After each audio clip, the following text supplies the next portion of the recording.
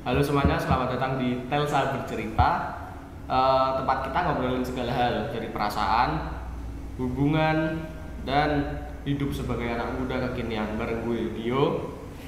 Dan gue tadi Dan aku Nata, spesialis hubungan gagal. Tapi hari ini kita akan bantu kalian untuk nggak gagal dalam percintaan. Hari ini kita akan membahas topik yang relate, apalagi buat kalian yang lagi nggak tahu atau lagi mulai pacaran, yaitu toxic relationship di usia muda. Gimana cara menghindarinya?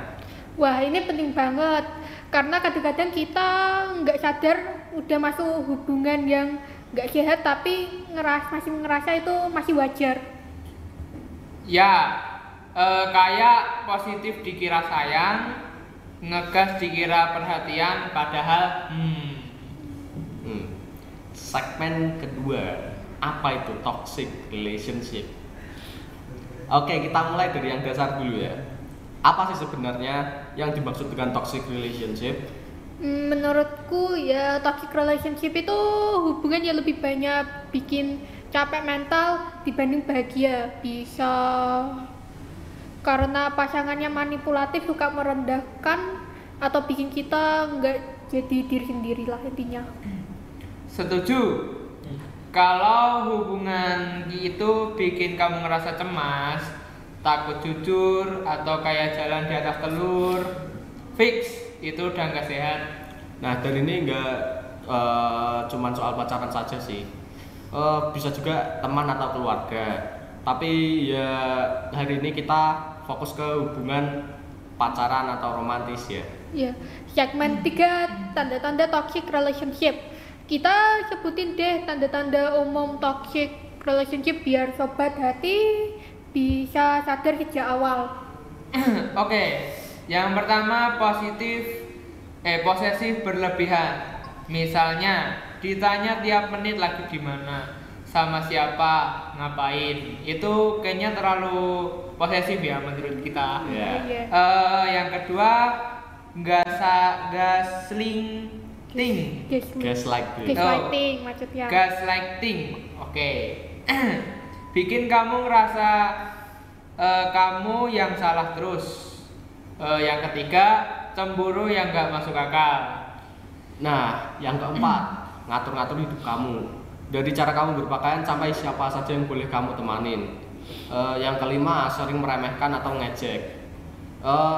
Kedoknya bercanda, tapi sering bikin kamu down.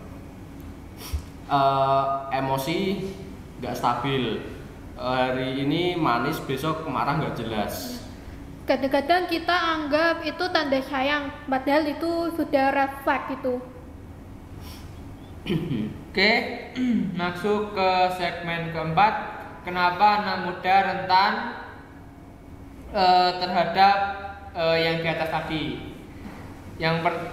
Nah, pertanyaannya, kenapa sih anak muda sering terjebak di hubungan toksik? Nah, karena di usia muda itu kita masih belajar soal cinta. Kita pengen dicintai tapi belum tahu batasan sehatnya ada di mana dan seperti apa. Dan kadang kita niru dari film, drama Korea atau influencer yang malah menormalisasi hubungan yang abusive. Plus, banyak yang belum punya self worth yang kuat. Jadi mikirnya tuh aku bisa kok ubah dia atau aku yang salah kali ya. Nah, kita masuk ke segmen kelima, cara menghindari. Oke, sekarang yang penting, gimana cara kita menghindari toxic relationship itu?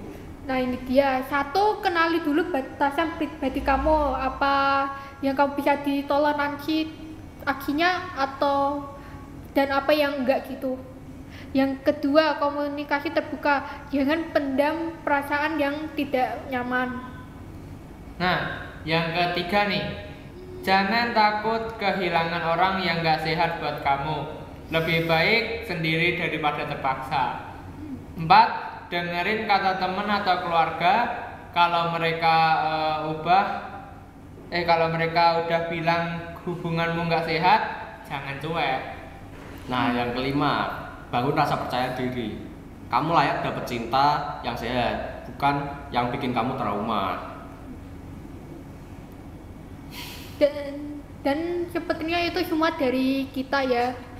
Buat kamu yang sekarang lagi ada di hubungan toksik, ingat kamu punya pilihan buat keluar, jangan takut untuk mencari bantuan.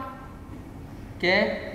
Dan buat yang baru mulai hubungan, jangan buru-buru. Pelajari dulu siapa diri kamu, baru pilih pasangan. Nah, terima kasih sudah mendengarkan episode ini. Jangan lupa follow podcast ini di Telsa TV, like, share, dan komen. Ya, sepertinya sudah semua ya. Selamat tinggal kawan-kawan. Terima kasih. Sampai jumpa di video Ya. selanjutnya. See you later. Bye.